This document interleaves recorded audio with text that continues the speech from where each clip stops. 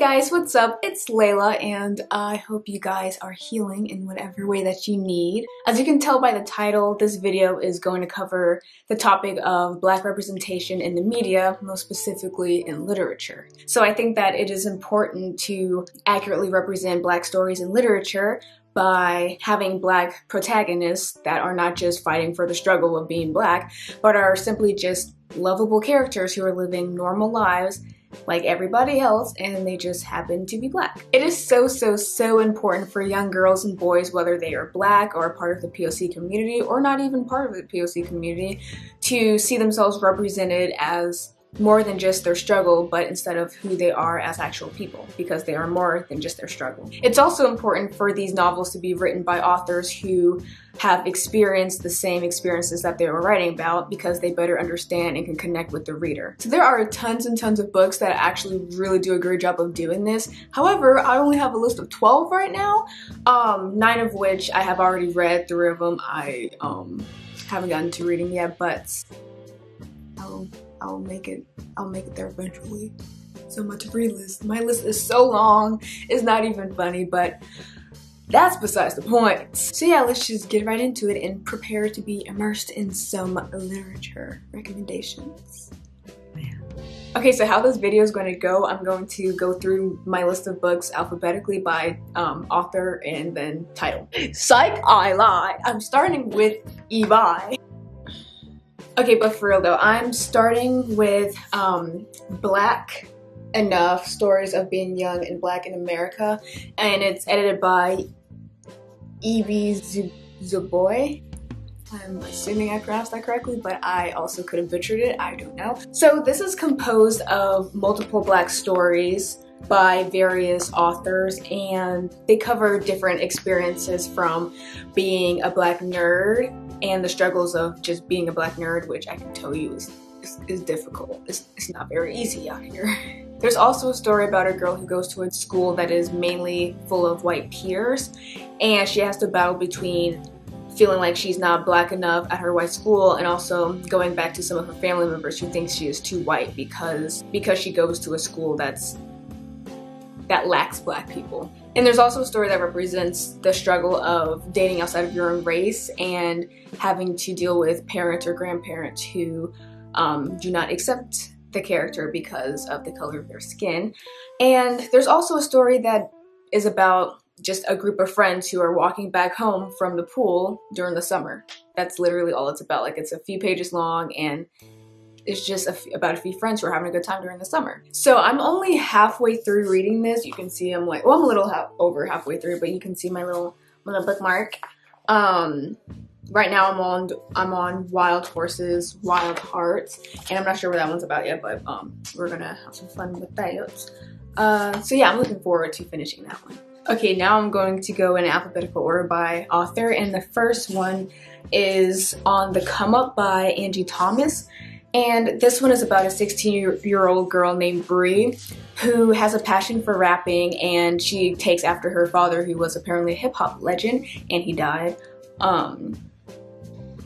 So Bree has to battle between being labeled as the ghetto Black girl at school and also as just the girl from the hood in the media, because that's how she's portrayed. And on top of all of this, she has to learn how to live with portraying herself in a good light while also living out her passion. Overall, I think this is a really good story about how to overcome like not being from like a super privileged life and to believing in yourself and your dreams and overcoming like all of your struggles and all the people who either don't believe in you or think that you're doing what you're doing wrong, or who say they support you, but in reality they're just really trying to bring you down and put themselves in a better light. And Angie Thomas does a really good job of presenting a character who is strong and willing to do what she needs to do to preserve her image and her passion. So I actually read this after I read The Hate You Give, which I'm going to be talking about next. Okay, so the next book is going to be The Hate You Give by Angie Thomas also, and it's about a girl named Star who lives kind of a dual life. So she's from a poor Black neighborhood, but she attends a white private school. So one of her best friends, who was a childhood friend named Khalil, they've been best friends for like a long time. They've been through thick and thin with each other. Hold on, let me rephrase that. They have been good childhood friends and they have gone through thick and thin with each other. Okay, so they're really close and they grew up together and they're really good friends. That's what I'm gonna say. So Star basically witnessed Khalil getting shot by a white police officer on their drive back home from a party, and he was completely unarmed, and the police basically raised the situation from being completely calm to, oh my god, like this dude like raised his voice a teeny bit at me, so I need to bang bang, which is an issue.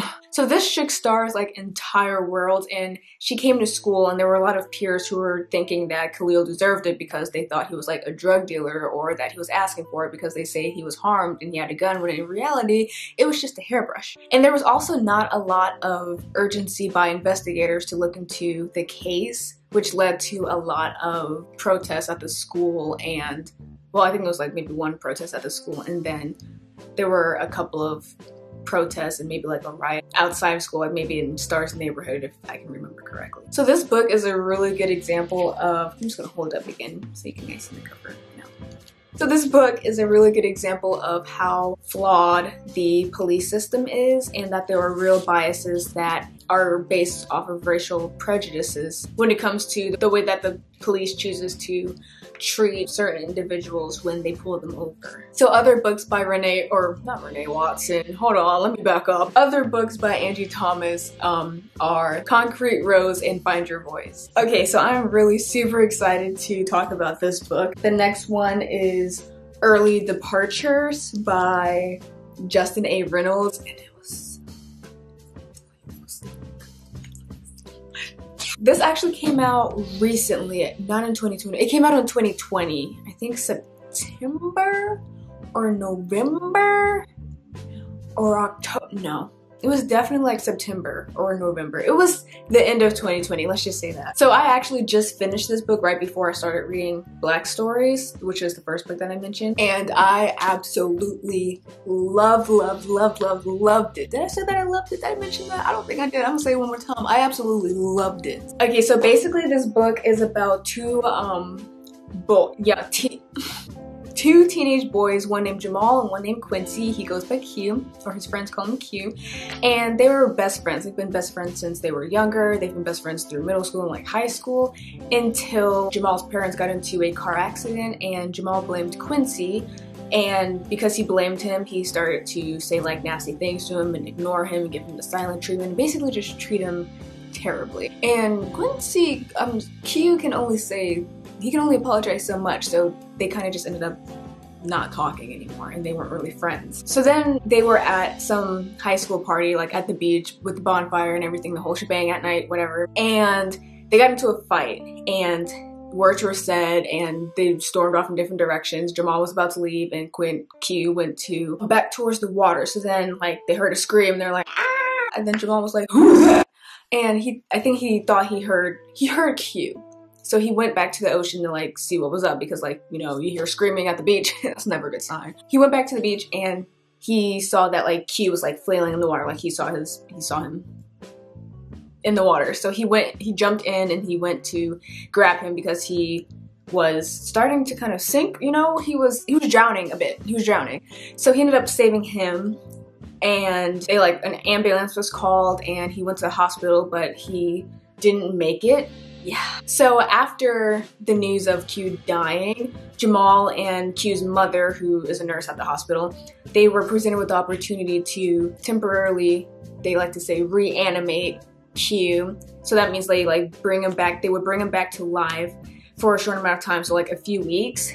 But Q doesn't know that he died. He has no memory of that at all, and he just wakes up thinking everything is normal, like nothing happened. So that raises some ethical concerns, you know? So Jamal uses this opportunity to like mend his friendship with Q and to forgive himself and to forgive Q for the death of his parents, so then they can say their goodbyes properly. So I just really enjoy this book because it highlights the struggles and issues with like friendship and loss and death, and like making hard ethical decisions with characters who happen to be Black, but there was like literally no sentence that straight up said that like, oh, Jamal, you know, the black kid, with Quincy, his other black kid. I mean, no books really actually say that, but it was nice to see that the characters were described as, when they were described, it wasn't just like, he is black, or I don't know how, I can't really think of a really good example, but if they were describing like skin color, they would say like, oh, like,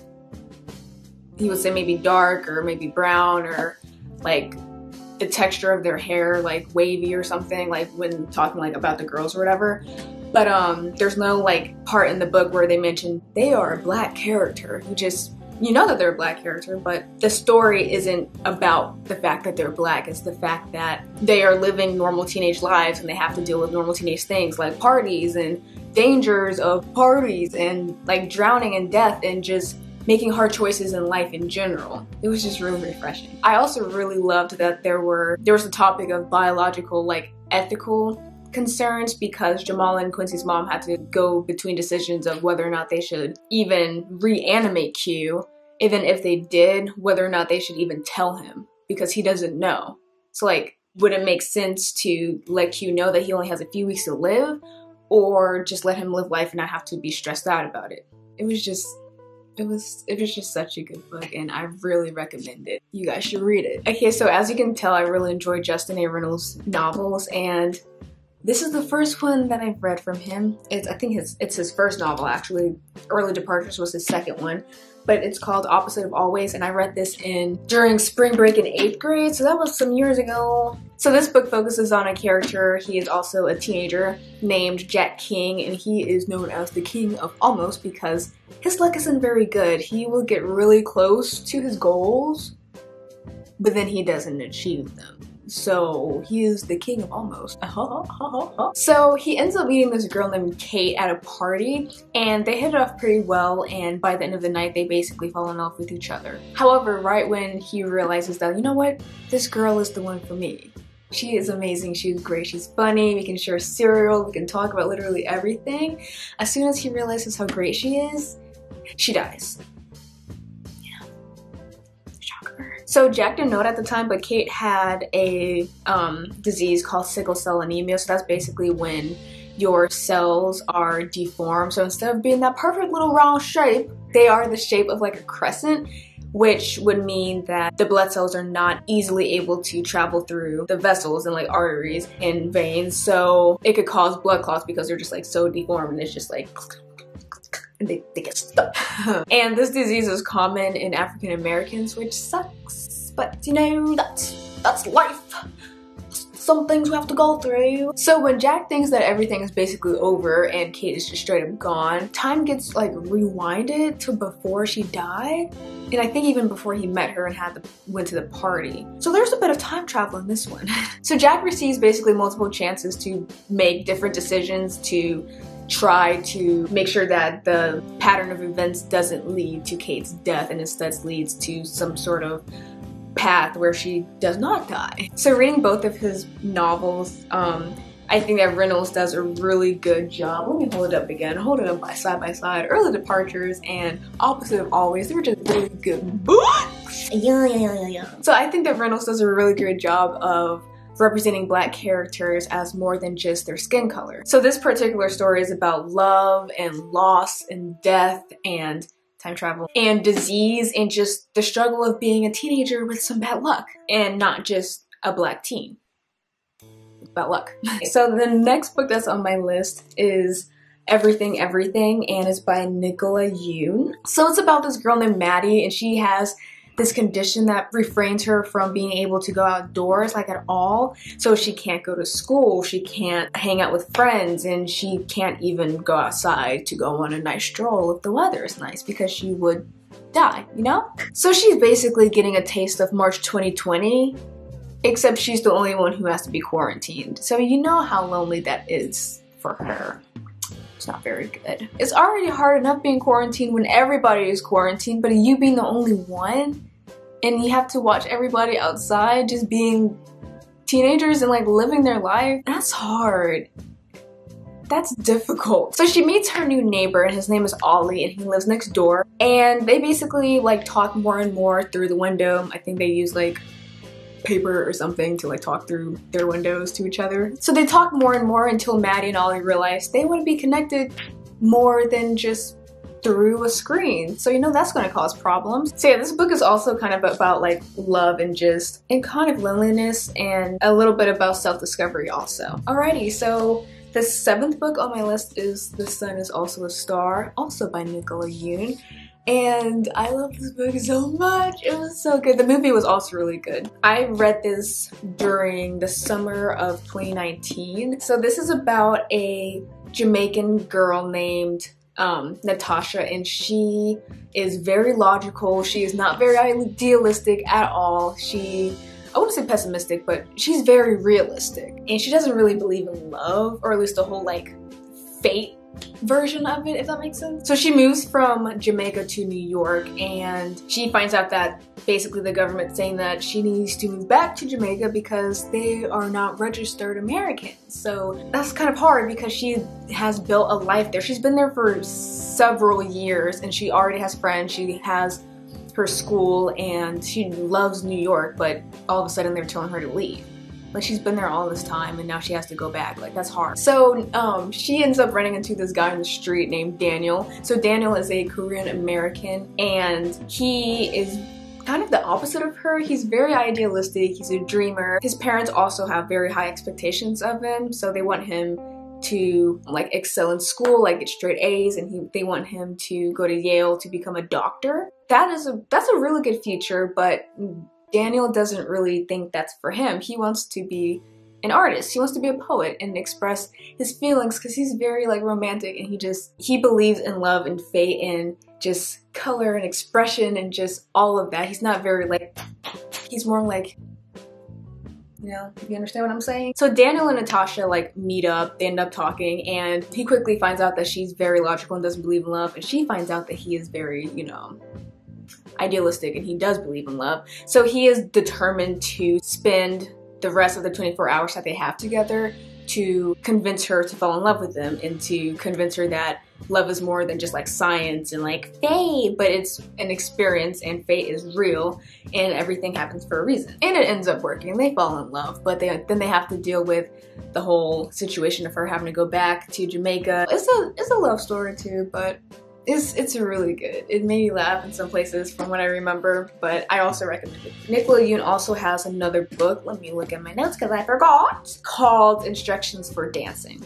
So you can check that out too. Okay, so remember Renée Watson that I kind of mentioned earlier when I was trying to say, I don't even remember who I was trying to say, but I mentioned Renée Watson, right? So now it's time to talk about her. So this book called Piecing Me Together by Renée Watson. It's about a young black girl who is also from a poor black neighborhood, and she goes to a dominantly white school. She's kind of like Star in that way. At her private school, there's more opportunity for her, except she continues to feel like an outsider because she feels as if no one there understands where she is coming from. Oh, I forgot to mention this, but the girl's name is Jade. And Jade is just tired of feeling like her mentors just feel as if she is something to be supported and something to be fixed, when in reality she really just wants to express herself and her joys and her sorrows through her art. I'm actually going to read the last like paragraph inside of the sleeve.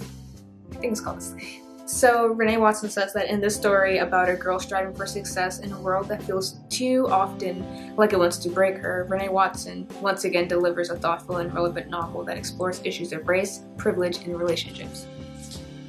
Indeed. Okay, so I have another book by Renée Watson called Watch Us Rise, and I enjoyed this book. I think I read this over the summer. Either that or the end of my freshman year of high school. So Watch Us Rise is basically about two girls named Jasmine and Chelsea, and they're both best friends, and they are part of clubs that both do not really focus on the topics and aspects of the clubs that actually matter. So in Jasmine's club, she's part of the theater club, and she's always casted as the sassy black girl or the black friend or whatever, when in reality she really wants to be casted as a character who is soft and emotional and I think who sings, if I remember correctly. While Chelsea is part of a poetry club, and everyone in there really wants to just focus on the classics instead of focusing on the fact that poetry can be used in multiple aspects, such as expression of feelings or like expression of like struggles and just experience, and it can also be used for portraying like social issues. So because their clubs aren't really working out for them, Chelsea and Jasmine decide to start their own club where women can feel like they can amplify their voices, and they start a blog website called Write Like a Girl, and that's just a space where young women at their school or just in general, like in their area or wherever, whoever finds the blog website, they can raise their voice against issues or just experiences or just how they're feeling. They can basically just speak about whatever they want and feel like they can't speak about at their own school. So it's a space where they can express themselves, basically. I think I said that like 3 times, but they gotta emphasize it. So it allows them to submit things such as essays and poetry and just art, and maybe just like little write-ups. So then people in that community can read and share it to other places and just spread more awareness. However, the school is trying to shut down their club because they think that they are intimidating. So this novel is basically just about young girls who are willing to do anything and everything to allow there to be a space for women to raise their voices and feel as if their voice matters, so that they can feel like they can speak about issues that really matter to them. So Renée Watson has also written Love is a Revolution, Some Places More Than Others, Ways to Grow Love, and Ways to Make Sunshine. Okay, so like I said earlier, I've read 9 of the 12 books, so now I'm on the last 3 that I have not read. So the first book in this little 3-part list is Slay by Brittney Morris. So this book is about a 17-year-old girl who is super intelligent. She is an honor student and she is also a math teacher or math tutor,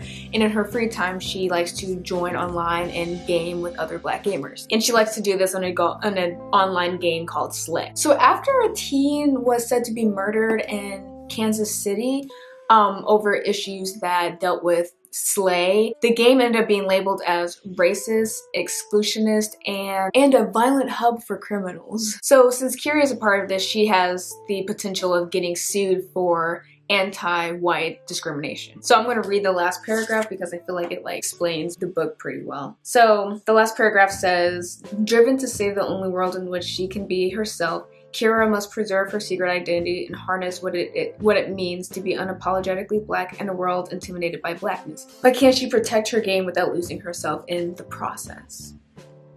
Sounds interesting to me. Oh, the lighting is getting a bit dark.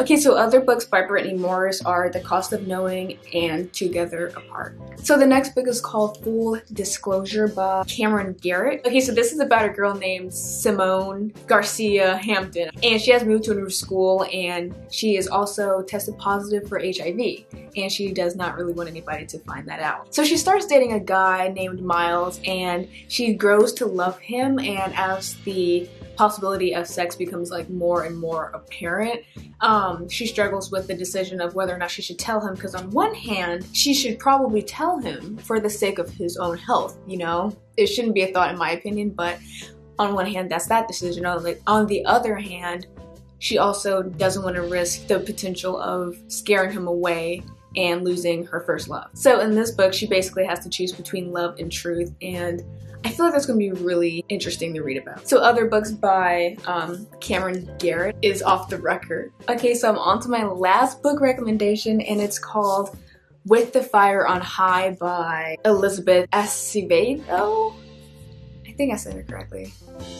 Correct me if I'm wrong, please. This book has been on my shelf for a couple of summers, so I kind of forgot what it was completely about. So I went on the internet and looked for a book summary that could paraphrase what it's about in a condensed way. So it's about a woman named Imoni, and she has a baby at the end of her freshman year of high school, and she makes some life-changing choices. Her strong support system, which not every teen mother has, gives Imoni an excellent chance at keeping both her life and the life of her daughter on a positive track. A major part of this book, from what I remembered, even though I haven't read it and I left it on the shelf for a while, is that she likes to express herself through her cooking and in the kitchen. So other books by Elizabeth Acevedo. Clap When You Land, The Poet X. That has been on my book list for so long, but I just have not bought it yet. Woke, A Young Poet's Call to Justice, and Write Yourself a Lantern. Okay, so that is the end of my book recommendations. I hope you guys enjoyed this video, and thank you guys for actually taking the time to